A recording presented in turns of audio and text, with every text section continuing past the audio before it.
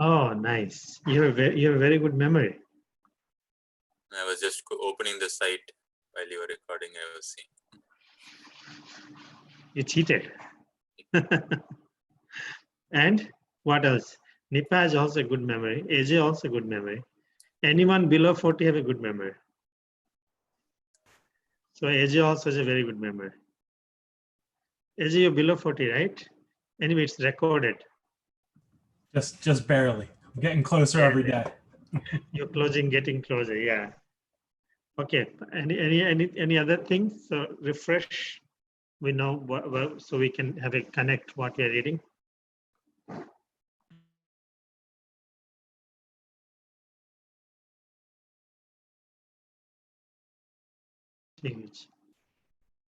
No, you don't remember anything, Nipa? In Gorakhpur, they had a center started. Yeah. And he met with the proprietor of Gita Press. Yeah. Mr. Podar. So Radha Madhav deity was installed, right? Yeah. Whole Bombay came to life with the posters everywhere on the walls.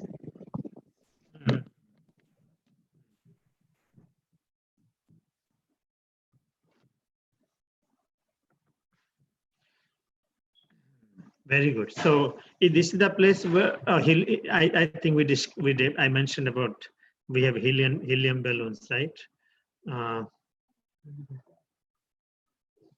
Okay, I think here we need to do right. Prabhupada remained actively involved, and he warned his disciples to be wary of cheaters. Anyone has experience? I had 2 experiences in Bombay to be pickpocket and everything during their business transactions. Oh, he's talking about the cheaters during their business transactions.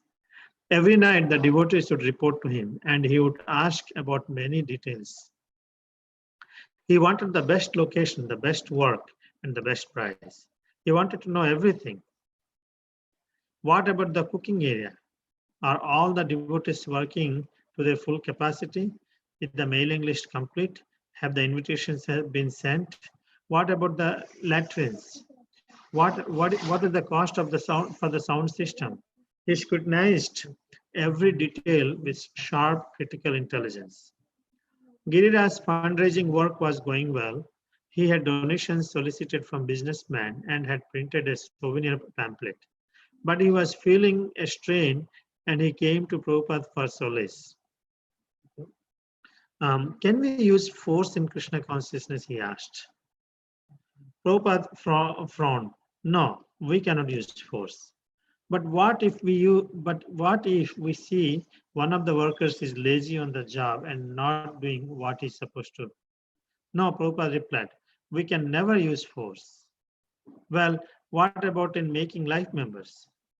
Force we cannot use, Prabhupada repeated, but we can trick them. He told a story about a boy who didn't want to do arithmetic. As soon as the teacher wrote 1 + 1 on the board, the boy would balk. So the teacher drew a picture of a cow on the board and asked the boy, if a man has 1 cow, then he buys another cow. How many cows will he have? The boy answered 2. Thus the teacher began teaching him arithmetic, even though he was unwilling to learn. So people may be averse to serving Krishna, Prabhupada explained, but we can trick them to get them to serve without their knowing it. But we can never use force. Those people are all businessmen. They are always calculating profits and loss, but they're also pious and they want to go to Krishna. So you have to convince them that by giving this money, they will gain so much by coming closer to Krishna. And that is the truth. When they are convinced, when they are convinced, they will, then they will give. Okay. So here, Prabhupada is personally involved in the big program which is going to come. Advertisement is happening. He got some of the key donors, life members agreed to support, and Prabhupada personally kind of supervising in the status of each area, invitations and cooking, toilets, and everything. He was making sure it's done. Giriraj Swami is asking, he asked about Giriraj Swami about the fundraising if it's going well. He printed a souvenir. Then he's asking, can we use force in Krishna consciousness? Looks like in all these places, he's saying no only. We cannot force.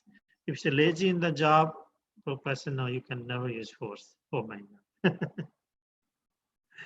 Well, what about in making life? Prabhupada is expert in engaging everybody.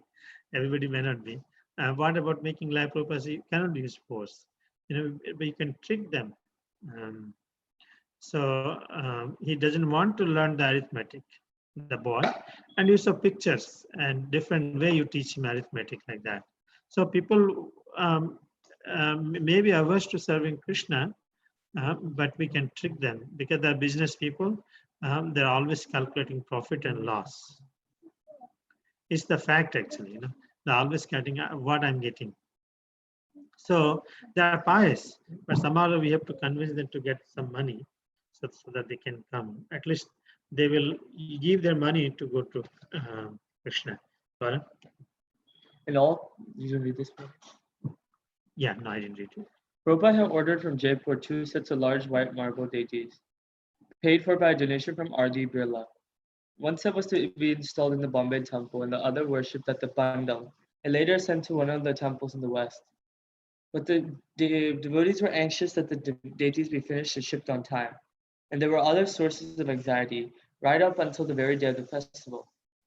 Pandal construction, prasadam distribution, seating arrangement, sound system, whether these things would be ready on time and whether there would be enough money remains uncertain.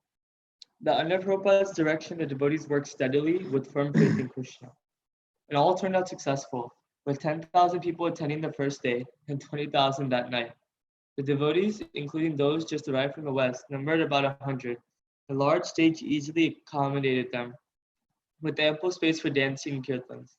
On stage, within a gorgeous golden domed altar surrounded by profuse flower arrangements, stood Radha and Krishna. Prabhupada's large red Vyasasan, covered by a canopy, stood at the stage center. Also on stage was a display of Prabhupada's books. The tall and spacious pandal, built to hold more than 30,000, was lined with fluorescent bulbs, and the stage glowed with colorful flashing lights. The program was Kirtan Prasadam, a lecture, and slides, more Kirtan and more Prasadam. And the Bombayites devotees, at heart, despite their sophistication and westernization, loved these very things, Radha and Krishna, Kirtan, and Prasadam. And all this was being presented by the Westerners who made the pandal especially attractive. The cooks prepared prasadam at the pandal site, cooking over a hard coal fire and using big paddles to stir khichdi and halwa in works 8 feet across. Each night the devotees would serve thousands of plates. Prabhupada's appearance in the evening was always the high point. He would sit on his Vyasasana. Little Saraswati would walk out and garland him, and the crowd would cheer. He would wait for the crowd to quieten, which never happened, so he would just begin speaking, his voice ringing over the powerful sound system. He titled his first lecture, Modern Civilization is a Failure, and the only hope is Krishna consciousness. So Prabhupada had ordered 2 sets of Jaipur deities, which was a paid deities from Jaipur. Deities from Jaipur, which was a paid donation from Birla. And one set was supposed to be installed in the Bombay temple, and the other was supposed to be worshipped at the Pandal and then sent to the temple in the west. But all the devotees were anxious to see if the deities would be finished by the time and shipped to the Pandal, and other anxieties as well, which is Pandal constructions, the prasadam, seating arrangement, sound systems. But under Prabhupada's direction, they all worked steadily with firm faith in Krishna. And overall, it turned out to be successful. The first day they had 10,000 people, and then that same night they had 20,000.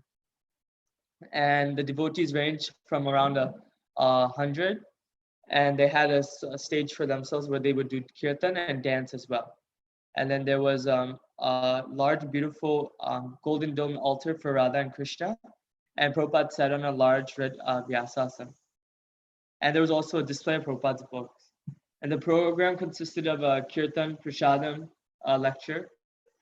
And even though these Bombay people um, were sophisticated and were looking more at the Western stuff, they still loved all these what Prabhupada had presented to them with Radha and Krishna, Kirtan and Prasadam. Especially because it was presented by the Americans, Westerners, it made it very attractive. And the cooks prepared prasadam at the bundle site and would stir khichdi and halwa, which in wokes of 8 feet across. And each night the devotees would serve thousands of plates. And the high point would be Prabhupada's appearance, and he would sit on his Vyasasana, and little Saraswati would walk out and garland him. And he would wait for the crowd to quiet down, but that never happened, so he began speaking. His first lecture was titled Modern Civilization is a Failure, and the Only Hope is Krishna Consciousness. AJ? I was on mute. Hi. So Prabhupada sat, eyes half closed in concentration, addressing the largest audience that had ever assembled to hear him. His speaking was particularly forceful, as he glorified Krishna and criticized the enemies of Krishna. He spoke against governments that were not Krishna conscious and against gurus who neglected the worship of Krishna. He stressed the necessity of teaching Krishna's message to the whole world, while his godbrothers from the Bombay Gaudiya Math sat in the audience listening respectfully. And you are practically seeing that all over the world, these Bhagavad Gita, let me try that again. And you are practically seeing that all over the world, these Bhagavad Gita principles, Krishna, the Supreme Lord, is being accepted. All these boys and girls who are dancing in Krishna consciousness 4 years ago, 4 years back, they never heard of Krishna. Of course, some of them knew Bhagavad Gita because Bhagavad Gita is very widely read. But because Bhagavad Gita was not properly presented, although for the last 100 or 200 or more than that years, Bhagavad Gita is widely read all over the world, there was not a single Krishna Bhakta. But since Bhagavad Gita is being presented as it is, within 4 years, there are hundreds and thousands of Krishna Bhaktas. That is our point. That you present the thing as it is, without any adulteration. So it is our mission. It is India's culture. People are hankering after this culture, Krishna culture. So you should prepare yourself to present Bhagavad Gita as it is. Then India will conquer all over the world by this Krishna culture. Rest assured. But we're hankering after help from others. Our government men go there in America. Please give us wheat. Please give us money. Please give us soldiers. Simply begging business. But here's a thing which you can give to them. Simply begging does not glorify your country. Giriraja. How do you say that one? Is it? Giriraj. Okay. Prabhupada was preaching forcefully to the people of Bombay. And every evening, the pandal was packed with at least 20,000 people. Srila Prabhupada would preach so strongly, emphasizing following religious principles. He knew that these people are Hindus, but they are not following these principles. Prabhupada was speaking so powerfully that I knew that what he was saying would be hard for many of the audience to accept. So yeah, so Prabhupada's speaking in front of the largest audience yet of, it sounds like 20,000 people every night. And he's being very forceful and very, very blunt, right? Which seems to be a theme with Prabhupada. And, he's railing against, the lack of Krishna consciousness in government, and also against false gurus who don't worship Krishna. And he's telling these people that everywhere, all over the world, you can find these principles in the Bhagavad Gita, and that people are accepting them, and that he has, in the course of 4 years, he's helped, bring about thousands of Krishna bhaktas through preaching Bhagavad Gita and Krishna consciousness. So he then tells them, he's telling these Indians that he's like, hey, this is part of our culture, and it's part of our mission to give people Krishna consciousness, and that they want it, right? They want to hear this, that the government is going all over saying, give us this, give us that, and that Krishna consciousness in the Bhagavad Gita is something that the Indians can give in return. it's better for them to do so instead of constantly asking to be able to give and show people, the glory of India. And Guru Raja says it's like this place is packed every night, and Prabhupada was speaking so so strongly that he was worried that people might not accept it, just because he was kind of essentially calling people out. He was saying, hey, yeah, you might be Hindu, but you're not following these principles. You're not, you're practicing, but in name only, I guess. And so he knew it was a hard pill to swallow for these folks. Thank you so much. I don't know, it's a mistake. Pranath Prabhu raised hand. Something you clicked probably. Yeah. Krishna Prabhu, you said something? Is it in error? You may have raised hand. Okay, that's okay. No problem. Yes, sure. Sai Kiran Prabhu, please do. Giriraj, Prabhupada was preaching forcefully to the people of, we have something to give to the whole world, that is Krishna consciousness. Why you neglect this treasure of Vedic knowledge, and the summarized knowledge is Bhagavad Gita. So if we simply try to understand Bhagavad Gita as it is, we understand immediately the science of God. And because we are all parts and parcels of God, we are actually hankering after uniting with God. That is our seeking. Anandamayo Vyasat. God is Anandamaya, by nature full of pleasure. And we being part and parcel of God or Krishna, we are also Anandamaya.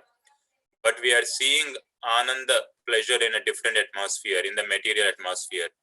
Therefore, we are being baffled. The only remedy is that you take to Krishna consciousness and you will be happy. So it is the duty of every Indian to understand this science. Giriraj. At that time, I was thinking that if Prabhupada had wanted to flatter the audience or compromise his philosophy, he could have attracted millions of followers. But because he was preaching so boldly and forcefully without compromise, many of the audience did not like it, because it was a challenge to their sense gratification and to their sentiment. This is a science. It is not a dogmatic bluffing thing. It is a science and spoken by the Lord himself and understood by all the acharyas. Krishna says, Acharya Pasanam, we have to understand things through the acharyas. Acharyavan Purusho Veda, one who is not following the footsteps of the acharyas, he cannot understand anything. Krishna also says, Tad Vignartam, that is said in the Kathopanishad, Tad Vignartam sa Gurum eva bigachet. Krishna says, Tad Vidhi Pranipatena Pariprashnena Sevaya. So everywhere the same instruction is there. You approach a person who is coming in the disciplic succession, Evam Parampara Praptam, and try to learn Bhagavad Gita as it is. Your life will be sublime. Your life will be successful. That is our mission. Giriraj, the fact is that people were wild about Prabhupada and ISKCON. One night we showed slides of the Rath Yatra in San Francisco and the audience was going wild. In front of 10,000 people, Prabhupada announced that we will hold Jagannath Rath Yatra in Bombay, and everyone started to cheer and applaud. So here Prabhupada is explaining about the importance about Krishna consciousness to the Bombay crowd who attended the Pandal festival. Like why they are neglecting the Vedic knowledge, and we need to understand the Bhagavad Gita as it is, because that is the spiritual science, that is the science of God. And because we all are being Jiva Tattvas, we are all parts and parcels of God. And the Supreme Lord is Anandamaya, means full of pleasure. And because we are his part and parcel, we are also Anandamaya. But we are looking for that pleasure in the material world, but that pleasure will only be obtained in the spiritual world. And if you take to Krishna consciousness, we will be happy. And he tells that it's duty of every Indian to understand this science. And Giriraj Swami says that if Prabhupada wanted to attract millions of followers, he could flatter the audience by compromising his philosophy, but Prabhupada never went down that path. He was preaching boldly and forcefully. and this was, it was against many of the audience. They did not like it because it was all of them were into sense gratification and they were sentimental. And Prabhupada says here, it's not, it is a science and it is not a bluff. And this has been spoken by the Lord himself, and all the acharyas also understand the same. And we should follow the footsteps of the acharyas, and we should understand the Bhagavad Gita through the acharya. So he says, we need to always understand Bhagavad Gita from a person who is coming in disciplic succession. And once you do that, the life will be successful. That is our mission. And one day, Giriraj Swami says that Prabhupada announced that they will hold Jagannath Rath Yatra in Bombay, and they were also showing the slides of the Rath Yatra in San Francisco. So Prabhupada, he didn't want to just, in what do you call, not inspire people, and fame or anything. He was very bold to speak in that place, to speak. All these people, different backgrounds are there. He's not just trying to get followers. He's literally acting like a guru, being heavy. That's very interesting. But you mentioned, with slow voice, very low voice, you mentioned they showed the video of San Francisco theater, but that's a big thing for them. Yeah. It's a very, very big thing. It's that whole attraction. Indians got attracted because of all these things. And a lot of jubilation and inspiration I'm seeing, actually. From these talks I'm seeing, people have in their heart, they're carrying a lot of jubilation and inspiration. It's a big thing, transformation. Anyway, Nipa, please read.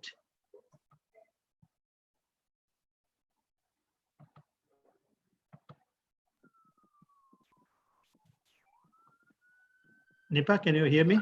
Yes. Day after day, the Pandal festival was a success. Bombay's most important citizens came and were impressed. White-shirted businessmen and their well-groomed wives joined in the chanting. For hundreds of thousands of Bombay citizens coming to the Cross Maidan to attend an evening Pandal program was easy enough. Some were intent on listening to the lecture and inquiring deeply into devotional service. Others came mostly to see the deity, take prasadam or appreciate the kirtana. In any case, A.C. Bhaktivedanta Swami Prabhupada and the Hare Krishna devotees were a refreshing addition to the life of the city. It was the biggest public event in Bombay. One evening, Prabhupada conducted a Vedic marriage ceremony and initiation before thousands of people. The marriage was arranged between Vega I, who was Swedish, and Padmavati Dasi, who was Australian. They completely enchanted the whole audience. She with her ornate red sari and Indian jewelry, including a nose ring, and he with his nice white dhoti and kurta and clean-shaven head. 6 brahmacharis were initiated at that time also. Giriraj. The audience were impressed. First of all, they were amazed just to see foreign devotees, foreign sadhus. Then on top of that, to see them being initiated, and even more than that, being married in front of 10,000 people. It was overwhelming. So during the ceremony, as Srila Prabhupada made the boy and girl husband and wife, he mentioned that she was from Australia and he was from Sweden. Then Srila Prabhupada said, "This is the real United Nations," and everyone burst into applause. It was the most glamorous, wonderful program. The final night of the festival, the devotees carried the deities of Radha and Krishna in a palanquin to the seaside. Prabhupada spoke and held Kirtana before a crowd of 25,000. The next day, Indian Express reported fitting finale to Hare Krishna festival. It was a grand fitting finale to the 11-day Hare Krishna festival, which attracted thousands of devotees at Cross Maidan in South Bombay. So here it says that Bombay, it was like the Pandal festival was becoming a success in Bombay, and the citizens were becoming impressed. And white-shirted businessmen and their wives, well-groomed wives, also joined the chanting. For hundreds of thousands of citizens, Bombay citizens coming to Cross Maidan to attend the evening Pandal program was easy enough.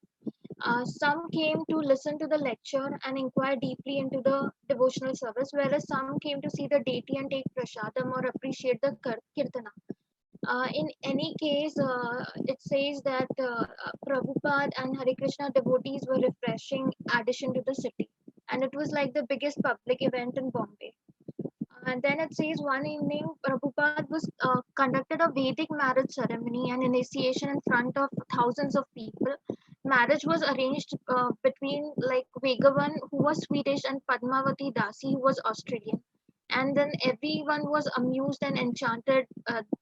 Like the audience were enchanted by it. The bride was wearing like a ornate red sari and Indian jewelry with a nose ring, and the groom was wearing white dhoti and kurta with clean shaven head. And at the same time, six other brahmacharis were initiated. And Giriraj mentions the audience were completely impressed. They were amazed to see the foreign devotees and sadhus. And on the top of that, they were getting initiated. And then there was a marriage in front of thousands, 10,000 people. It was overwhelming. And the ceremony, so during the ceremony, Srila Prabhupada made the boy and the girl, husband and wife, also mentioned that she's from Australia and the groom is from Sweden. And he said, this is the real United Nations, and everyone burst into applause. It was glamorous, wonderful program. The final night of the festival, the devotees carried the deities in a palanquin to the seaside, and Prabhupada held Kirtana before the crowd of 25,000. And then in the next day, the Indian Express newspaper had said that fitting finale to Hare Krishna festival. It was like a grand fitting finale, which was like 11-day Hare Krishna festival, which attracted thousands of devotees at Cross Maidan, which is in South Bombay. Thank you so much. Prasanthi?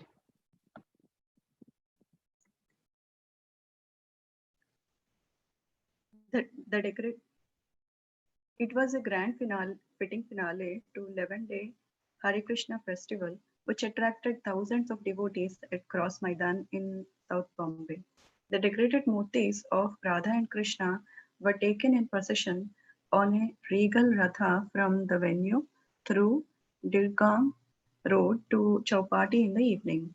Dozens of Nama Sankirtana mandalas from all over the city spearheaded the procession with loud and ecstatic chanting of Hare Krishna Mahamantra, followed by His Divine Grace A.C. Bhaktivedanta Swami Prabhupada in an elegant horse-drawn coach chanting. Crowds chanted Hare Krishna on the roadsides as the Ratha was pulled by the devotees along the route. At Chowpatty, the 4-foot tall deities, splendidly dressed and decorated with jewels and garlands, were displayed on their magnificent Simhasana throne donated to the Hare Krishna movement by Madhav Bham and Mumba Devi temples. During the celebrations, Prabhupada spoke from Gita and Srimad Bhagavatam daily morning and evening. More than 30 of his friend disciples conducted Kirtana, Aratika, and film shows in the specially erected pandals. Prabhupada will deliver his final public message to citizens before leaving in a few weeks on a preaching tour of the major cities of Russia.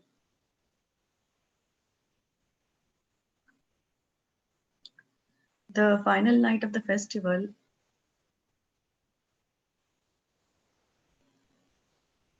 that was done. In the final night of the festival, the devotees carried Radha and Krishna on a palanquin to the seaside, and there were like 25,000 people were present. And even Indian Express reported that it was a fitting finale to Hare Krishna festival.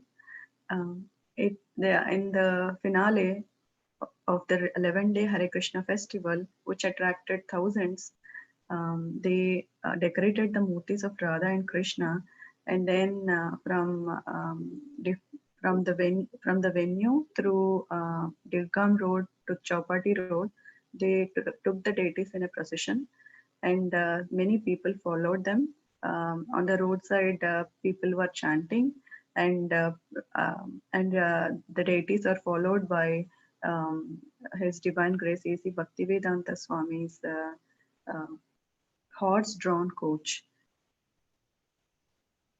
And the devotees are splendidly dressed and decorated with jewels and garlands, and they have someone donated a throne to the deities.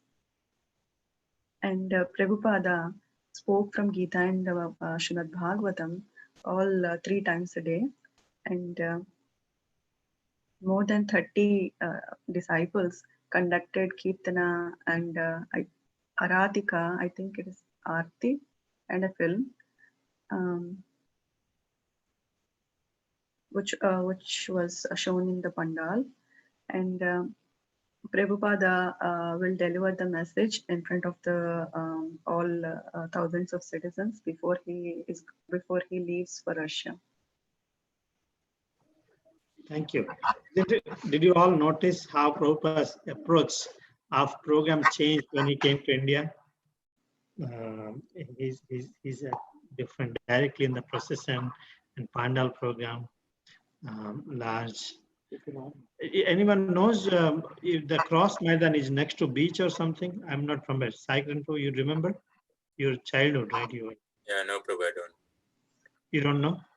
I don't remember last Maidan exactly. See, you're forgetting everything. So I don't know. I wonder how the Prabhupada is just thinking how Prabhupada could do the beach program and process and everything. Okay, that's very good. Pranath Prabhu, you can.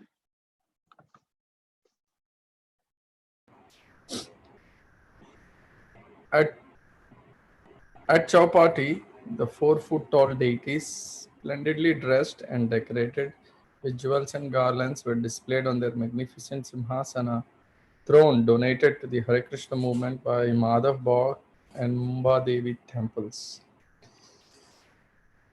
During the celebrations, Prabhupada spoke from the Gita and Srimad Bhagavatam daily, morning and evening. More than 30 of his foreign disciples conducted kirtan, Aratik, and film shows in the specially erected pandals. Prabhupada will deliver his final public message to the citizens before leaving in a few weeks on a preaching tour of the major cities of Russia. Bombayites would not soon forget the Hare Krishna festival, and a letter from Prabhupada to the ISKCON life members pledged that it had been only the beginning. By the grace of their Lordship, Sri Sri Radha and Krishna, our recent festival in Cross Maidan Exhibition Ground has been counted a grand success, and quite noticeably, the spirit of bhakti has been actively revived in Bombay. My blessings go especially to all of you who have joined with us in service. As you may know, my plan is to establish in this most auspicious city a unique international Krishna conscious training center where hundreds of persons from abroad may be educated in the Vedic way of life, while at the same time Indian boys and girls may be trained up for prachar, preaching work in foreign countries. We will construct classrooms, workrooms, dormitories, kitchen for large-scale public prasad distribution, a lecture hall, library, and a beautiful temple for the glorification of Radha and Krishna. We are on the threshold of bringing this important project to fruition, and we are very excited to inform you the progress made in this respect. You will agree with me that your active participation and your direct involvement in this is most essential, and hence I appeal to you to spare your valuable time for Krishna and make it a point, in spite of your extremely busy life, to extend your unstinted cooperation.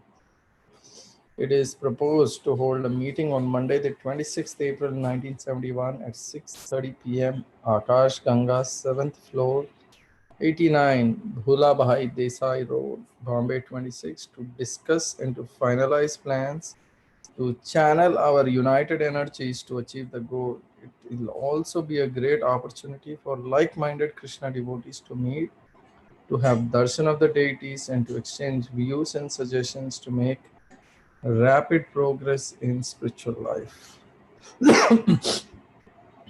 So, Prabhupada was talking about um, this the Pandal Fest, the special, everything was the celebrations were in Chowpatty, where they had deities beautifully dressed and displayed on the Simhasana. And Prabhupada spoke during these celebrations from the Bhagavad Gita and Srimad Bhagavatam twice a day, and Kirtan, Aarti, and film shows in the especially created pandals. Um, then, before leaving to Russia for a few weeks, Prabhupada was going to deliver a public message, and primarily for this festival, and a letter from Prabhupada to the life members pledged that it had. This is just the beginning, and this festival at that Cross Maidan Fest exhibition ground was a grand success, and a lot of people had noticed, or Prabhupada noticed, the spirit of bhakti was actively revived in Bombay, and he shared his plan to establish an international Krishna conscious training center, where the plan was to have people from abroad come and get trained and educated in the Vedic way of life. And at the same time, Indian boys and girls were trained up for preaching in the foreign countries. So where he had plans to construct classrooms, workrooms, dormitories, kitchen for distributing prasad, and several other things, and a beautiful temple for glorifying Radha and Krishna. And Prabhupada was really very excited that this was coming to fruition, and he updated everybody about the progress, and he appealed to everybody, uh, uh, to cooperate, to support, and show up for that proposed meeting in Bombay to discuss the plans, and achieve the goal, decide what it takes to get there. And he also invited all like-minded Krishna devotees to come have darshan of the deities and exchange views and suggestions, so they can make rapid progress. Nice. Thank you so much. Now I remember vaguely. Anyone knows what is Akash Ganga? Oh, it's address? Akash Ganga used to be something, right? Oh, Akash Bani. The radio used to be Akash Bani? Yeah. Okay, Akash Bani. Akashvani. It used to be there, right? Yeah, Akashvani. Yeah. Maybe This is a location in Bombay. Location. And it says 7th floor, right, Prabhu? Yeah. Olden days, people used to hear radio so happily. We didn't have a internet, iPhone, and all these things. Still sounds so sweet. Here, I was thinking, Simhasan. I don't know. What I was thinking is, Prabhupada was very ambitious, isn't it? The way he presented is very ambitiously he presented, and it came out like that also. Whatever he said, everything came out. That's the beauty of pure devotees. Those who never been to Chopati temple, they can go. Anyone been to Chopati temple? Not Chopati temple. This is Juhu temple. Yes, Prabhu, I've been there. Yeah, I have been there too. Prabhu. You, both of you? Okay, good. Yeah. Nice. Nice near the beach. Yeah. Maybe Ajay, you can add in your list. Okay, no problem. We'll take you. So, Mr. Srikar Prabhu. I very much want to meet you again. So kindly make it a must to attend our meeting. There is a lot of ground to be covered to spread Krishna consciousness to millions and millions of our slumbering brothers and sisters. That so many were accepting ISKCON and the Sankirtan movement as bona fide testified to the purity of Srila Prabhupada's presentation of Lord Krishna's teaching. His teachings were not sectarian.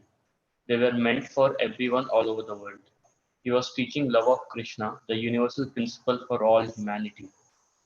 In his lectures at the Pandal, he had lamented that although India was known as a land of religion, where God consciousness had traditionally permeated society,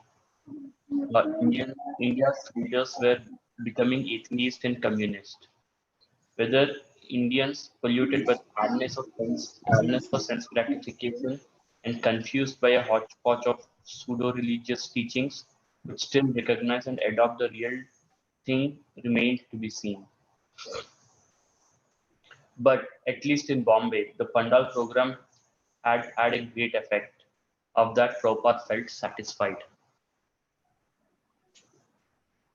The program had been the same program he had introduced everywhere: chanting, dancing, taking prasadam, worshipping the deities, hearing about Krishna. It was Lord Chaitanya's programs adapted slightly according to the particular circumstances, but Lord Chaitanya's program nonetheless. This Sankirtan was the only possible remedy for the disease of modern society.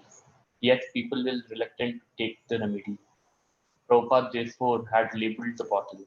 The medicine was unchanged, but he had labelled it attractively: a gala event of entertainment, music, and refreshments, featuring the youth of America and Europe transformed into Vaishnavas. The labeling was simple, non-deceptive. Everyone in Bombay knew well that the Hare Krishna Pandal festival was a product of their own Vedic heritage. They were fully aware that the Hare Krishna leader was a great acharya in the ancient tradition, but it had come to them in such a spectacular and attractive way that they had become caught up in it. Madhu Visa. No one really thought Prabhupada was leaving India. In India, Prabhupada was the cutting edge of the whole movement. He was the force. Things were moving because of Prabhupada. In the Western world, Prabhupada would give the idea and the devotees would expand on it. Prabhupada was the overseer, but he didn't have such an integral, active part in the West. But in India, Prabhupada was right in the thick of it. He was checking the accounts. He was so much involved in the Indian scene that Rishi Kumara, the Bombay treasurer, would have to go to Prabhupada every other day and show him the accounts. He was very much involved in everything. The whole movement in India depended on Prabhupada. Because of this, no one thought that Prabhupada would really leave us. Yeah, he's going to Russia. So here, Srila Prabhupada, he appealed to all the people in Bombay, saying that they should make it a must to attend the Hare Krishna meetings. And then he mentioned that there is a lot of ground to be covered to spread Krishna consciousness, and there are millions and millions of people all around the world to whom this movement needs to be taken to. So the proof that there were many people accepting ISKCON and the Sankirtan movement as bona fide showed that it is how pure Srila Prabhupada presented the teachings of Lord Krishna. So his teachings were not sectarian. It was not meant for only a particular group of people. They were for everyone all over the world. So he was teaching the pure love of Krishna, which is the universal principle for all of humanity. So in all his lectures at the Pandal, he would sometimes lament that although India is known as land of religion, and then where God consciousness had permeated everywhere, but the Indian leaders now have become so atheist and communist. So, but still, there were many Indians were polluted by the madness of sense gratification, and then some were confused because of the hodgepodge pseudo religions. But still, they could recognize and then adopt the real thing when Srila Prabhupada presented to his Pandal programs. So at least in Bombay, the Pandal program was a big success, and then Srila Prabhupada felt satisfied. So the program again, it was the same, where it's the same program Srila Prabhupada has introduced everywhere in the world. Just chanting, dancing, taking prasadam, worshipping deities, hearing about Krishna. So it was basically Lord Chaitanya's program, and then it was slightly different and then he slightly changed it based on time, place, and circumstance. But it's again purely Lord Chaitanya's program. So this Sankirtan movement is the only remedy for the disease of the modern society. So generally people are very reluctant to take that remedy, but Srila Prabhupada presented in so attractive way that the medicine was unchanged, but again, he just labeled it very attractively. It was a big gala event of entertainment, music, refreshment, and then there were many youths from America and Europe, and then that attracted everybody. So the label was simple. I mean, everybody in Bombay knew the Hare Krishna Pandal festival was like the own Vedic heritage of India. But again, they were also fully aware that the Hare Krishna leader, Srila Prabhupada, was a great acharya. But it came to them in such an attractive way that they became like very much attracted to it, and they were caught up in it. So one devotee here, he says that no one really thought that Prabhupada was leaving India. So Srila Prabhupada had planned to go to the West for preaching after the Pandal programs, but nobody had thought that he was living in India. Because in India, Srila Prabhupada was when he was spearheading the movement. He was the force. Things were moving everywhere in India just because of Srila Prabhupada's presence. And he was very much involved in every single detail of everything happening in India. So unlike like in Western world, he would just give the idea and the devotees would expand on it. And then Srila Prabhupada would just oversee it. But whereas in India, he was actively taking part. He was integral part of everything. He was checking the accounts. There was one devotee who would go to Srila Prabhupada every other day and show him the accounts. Like basically, he was very much involved in everything that was happening in India. So because of all this, the devotees never thought that the Srila Prabhupada would leave India again. Haribol, thank you so much. And unbelievable, they didn't, how Prabhupada did his leaving India. Anyway, before we go to the next chapter, any quick reflections from this? It's good to have a summary. The chapter is a lot of ground to be covered. Everybody can share quickly, so we can take 5 minutes. Prabhupada covered a lot of ground, like he attracted 25,000 people at Cross Maidan. That's a huge, huge achievement. Yes. Yes.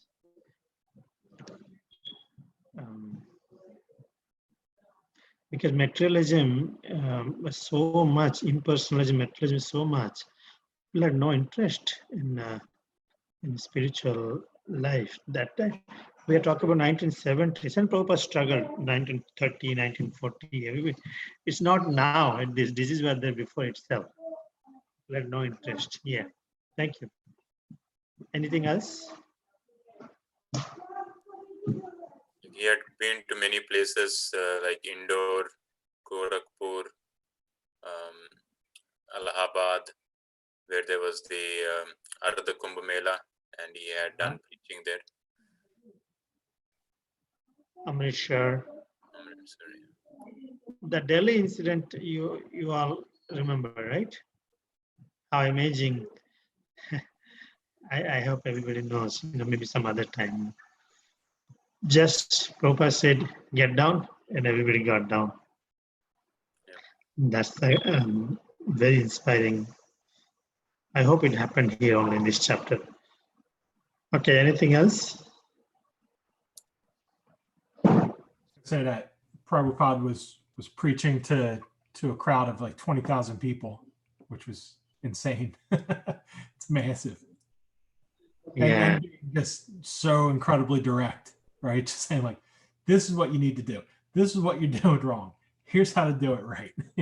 Like stop begging, start giving, right? Yeah. We just have to use some, intelligence, desire to attract. Somehow they can be possible in India. It's possible.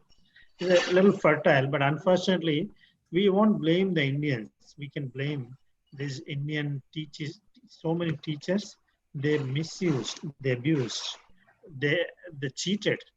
So Indian people also gave trust on these swamis and all these things. That's the since so long. People have been suffering it till now. Till now is going on actually. Anyway. And I was going to say, again, it's just another one of those things. And you and I talked about it on Sunday, where it's just like the chain of events, right? Yeah. On every day, it's right. more unbelievable, And he's coming up with all these ambitious projects. Yeah. And happening also. Yes, Mr. Podar, right? He is a very good friend of, I mean, very good, well known with Mr. Podar, the Gorakhpur. Gorakhpur, everyone know they're very famous for all this different Vedic literature. The secure, I don't know what you call secure, the print, it's available. And he was very inspired. He was amazed to see his old man. He was, Prabhupada's success is very amazed. Unfortunately, no one cared for him, when he was in India. No one cared for him. Now he comes back with full energy, and devotees showing in front of their own eyes. They're seeing some videos, they're seeing the devotees getting initiated, they're seeing devotees are doing kirtan, they're seeing getting married, accepting Vedic culture.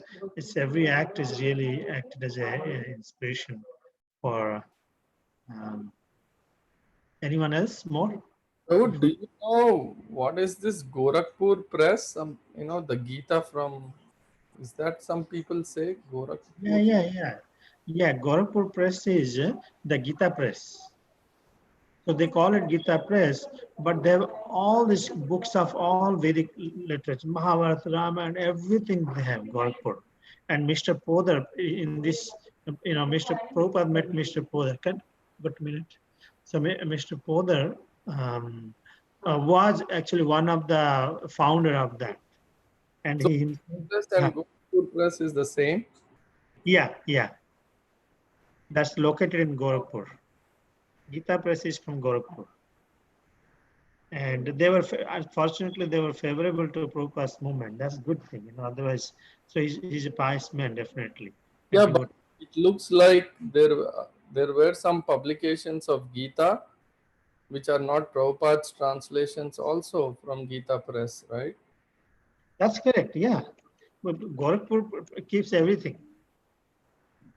Yeah, So, I guess my question is, was it authorized? I know it's favorable, but was that a bona fide version of the Gita? no, I think they have many ways they compile. They're not compiling, they're what do you call? Transcript. Saving, yeah. Printing, publishing, and everything. There are many books. So Prabhupada's book is one of them for them. The reason I ask is sometimes, when we go out for book distribution, some people say, "Hamare paas," we have the Gita Press. Gita Press, Gita, one from Gita Press. So they were very proactive in distributing, but unfortunately, Hindu, they don't know difference, so they're promoting everybody, and publishing different kind of book. But at least they didn't feel threatened by Prabhupada's growth. That's a good thing. And they were favorable to keep Prabhupada's books. That's another thing. He gave his own house to Prabhupada to establish in the temple. So till now he didn't give the house, but I took Prabhupada, but purposely he's going to give the house. We are expecting ISKCON installed deity. So they are very favorable. That's okay. But Gita Press has many types of books. I think that's the treasure house of all this. As far as I know, a lot of Vedic literatures, especially from North India. South India, we have all these sampradayas. They have their own publishing everything, but especially North Indian books, Gorakhpur has publishing their books. The Puranas also you will find there. All these 18 Puranas, 100 Upanishads, everything you will find. So this is Madhudvisa Prabhu also. Madhudvisa Prabhu got, I think he's separated from, Madhudvisa Prabhu is from Australia. And he sells the CDs. I think I bought from him. I think he got separated from ISKCON, if I'm not wrong. But still he's propagating, serving the mission. Now we will come back. I think Sridhari needs to read, right? Yes, Prabhu. Please. May 1971. Srila Prabhupada prepared for extensive world travel. Although his itinerary was... Can you please read the title? Okay. Jet Age Parivrajacharya. May 1971. Srila Prabhupada prepared for extensive world travel. Although his itinerary was indefinite, his general plan was to travel widely for a few months, then tour the US, visit London, and then return to India. He had sent disciples to Australia and Malaysia, and he wanted to visit them. He also wanted to go to Moscow and was awaiting a letter of permission from the Soviet government. As he had spread his movement in America, visiting major cities and preaching, and then stationing a few faithful disciples there to carry on, he now expanded his field to include the whole world. Srila Prabhupada's traveling was in the mode of Narad Muni, the eternally wandering devotee.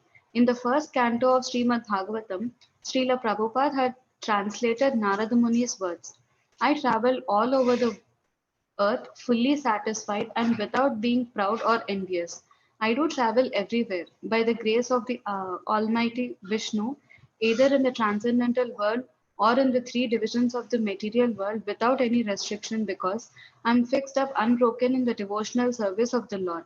I do travel as above mentioned by constantly singing the glories of the Lord in transcendental message by vibrating this instrument of Veena charged with transcendental sound and given to me by Lord Krishna. And in his Bhagavatam purpose, Srila Prabhupada explained, it is the duty of a mendicant to have experienced of all varieties of God's creation as Pariprajakacharya or traveling alone through all forests, hills, towns, villages, etc., to gain faith in God and strength of mind, as well as to enlighten the inhabitants of the message of God. A sannyasi is duty bound to take all these risks without any fear, and the most typical sannyasi of the present age is Lord Chaitanya, who traveled in the same manner through the central India jungles, enlightening even the tigers, bears, snakes, deers, elephants, and many other jungle animals. So, in May 1971, Prabhupada prepared for his extensive world travel. His itinerary was indefinite, but his general plan was to travel a few months to the US, then visit London, and then return to India. So he sent his disciples to Australia and Malaysia, and then he wanted to visit them. He also wanted to go to Moscow, but he was waiting for the permission from the Soviet government. Uh, as he spread his movement in America by visiting major cities, he uh, he now wanted to expand his field in the whole world. So Srila Prabhupada's traveling was like Narada Muni, who is an eternally wandering devotee. So here Prabhupada says that in first canto of Srimad Bhagavatam, he explains the Narad Muni's words. So he says that Narad Muni says that he travels all over the earth fully satisfied and without being proud or envious, and by the grace of Lord Vishnu. Either in this transcendental world or in the three divisions of the material world without any restriction. This is because he was doing the devotional service to the Lord. He constantly sings the glories of the Lord in the transcendental message by vibrating his Veena instrument, which is charged with transcendental sound and which is given by Lord Krishna. So again, in his Bhagavatam purpose, Srila Prabhupada explains that uh, one has to experience the varieties of God's creation by traveling alone through the forests, hills, towns, and villages, so that he can gain faith in God and also enlighten the other inhabitants of the message of God. So he says that a sannyasi is a duty bound by taking all these risks without any fear. And in the present age, the most typical sannyasi is Lord Chaitanya, who also traveled in the same manner through the central India jungles by even enlightening the tigers, bears, snakes, deers, elephants, and many other jungle animals. Thank you so much. Vijayanand Prabhu, please. So In the age I wanted to say something. I know she said. Now that's the Prabhupada's movement. Is Paribrajagacharya. He does there are two kind of devotees. One Bhajananandi called. They will sit in one place and chant. They do bhajans, their sadhana, spiritual practices.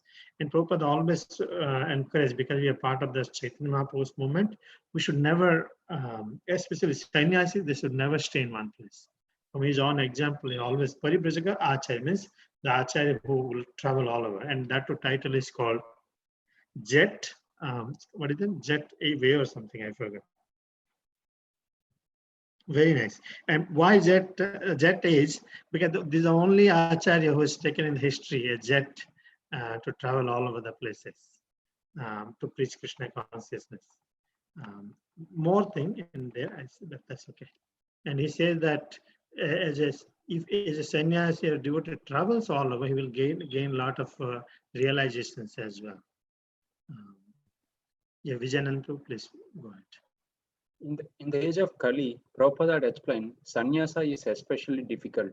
If, however, one takes sannyasa, one may take the vow of renunciation of family life, may not imitate the Paribrajakacharyas like Narada or Lord Chaitanya, but may sit down at some holy place and devote the whole time and energy in hearing and repeatedly chanting the holy scriptures left by the great acharyas like the six Goswamis of Vrindavan. Yet Prabhupada was traveling as a mendicant missionary, Parivrajacharya, having already attained the advanced stage wherein the pure devotee resides in Vrindavan and chants Hare Krishna incessantly. He was now traveling for the good of the whole world. He, like Narada, was traveling to all parts of the world. As a news writer in India had appropriately titled him, he was a Jetage Parivrajacharya. A few brahmacharis, each only recently initiated by Srila Prabhupada, had been preaching alone on the tropical peninsula of Malaysia for several months. With nearly 1 million Indians in Malaysia, many of them wealthy and influential, the brahmachari were meeting with success. During one program at a Hindu temple in Kuala Lumpur, a South Indian doctor and his lawyer wife expressed their appreciation of the devotees and offered to donate a house and some land to ISKCON. When the devotees visited the property and found that the offer was serious, they informed Prabhupada, who decided to visit. Prabhupada, accompanied by his disciple Vegavan, flew from Bombay to Kuala Lumpur. Since he planned to go next to Sydney and install Radhakrishna deities in the new temple there, he carried the deities with him. The same Radha and Krishna who had presided at the Bombay Pandal. Lord Krishna rode in a wooden box in a plain luggage compartment, and Srimati Radharani, wrapped in cloth, rested on Vegavan's lap. Within a brief time after Prabhupada's arrival at Kuala Lumpur, he was lecturing before a large audience at his host's home. I'm very glad to inform you that we have reached Malaysia shortly, that on my arrival there was a nice meeting. And then we have come outside the city. Yesterday, I was very busy all day. For 2 days, Prabhupada stayed in the home of a wealthy Sindhi merchant of Kuala Lumpur. The house was large and luxurious, with thick carpets and large mirrors. But when Prabhupada learned that his hosts were meat eaters, he refused to eat anything except fruit and milk, even though his disciples offered to cook for him. His disciples, having traveled throughout Malaysia, considered eating at the homes of meat eaters permissible, as long as the devotees could prepare the prasadam in pots not used for cooking meat. But Prabhupada's standard was higher.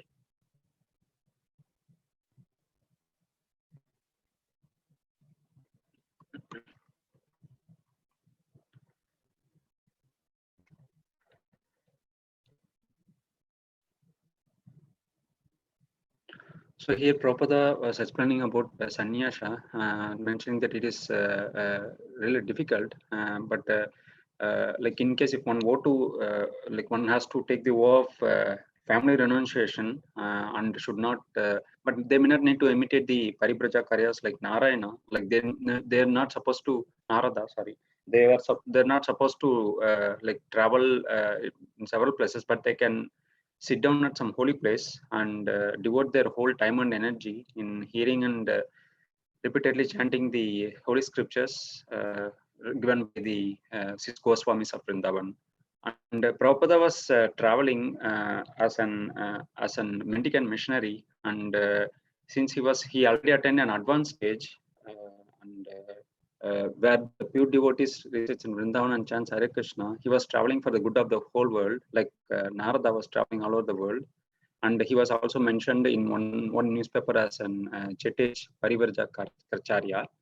And a few brahmacharis who were recently initiated by Srila Prabhupada was preaching alone in the tropical peninsula of Malaysia for several months.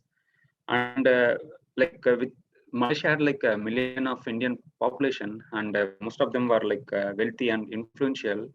And brahmachari were meeting them with success. And in one program which happened at an Hindu temple, a South Indian doctor and his lawyer expressed their appreciation of the devotees, and they offered their house and some land to ISKCON. So the devotees were very happy, and on seeing the property, and they informed that to Prabhupada. So Prabhupada decided to visit that place, and Prabhupada, after accompanied by his disciple Vegavan, flight from Bombay to Kuala Lumpur, and since he was planning to go to Sydney and install Radhakrishna deities in the temple over there, Prabhupada carried both the Radhakrishna deities along with him. A Krishna deity was took in a wooden box in the luggage, and Radha deity was wrapped in a cloth, and it was taken by Vegavan's lap. And after arriving at Kuala Lumpur, Prabhupada had a lecture at the large audience at the host home, and that meeting was very nice. And for 2 days, Prabhupada stayed in the home of his wealthy merchant in Kuala Lumpur, and that house was very large and it was very luxurious. But when Prabhupada learned that the hosts of that meeting were meat eaters, he refused to eat anything except the fruit and milk. And even his disciples offered to cook for him, he did not accept anything other than milk and fruit. So his disciples traveled throughout Malaysia, considered that meat eaters is permissible as long as the devotees prepare the prasadam in pots not used for cooking it. But Prabhupada had like very high standard, and he did not like any food in that house, and he was interested only taking the milk and fruits. Very nice.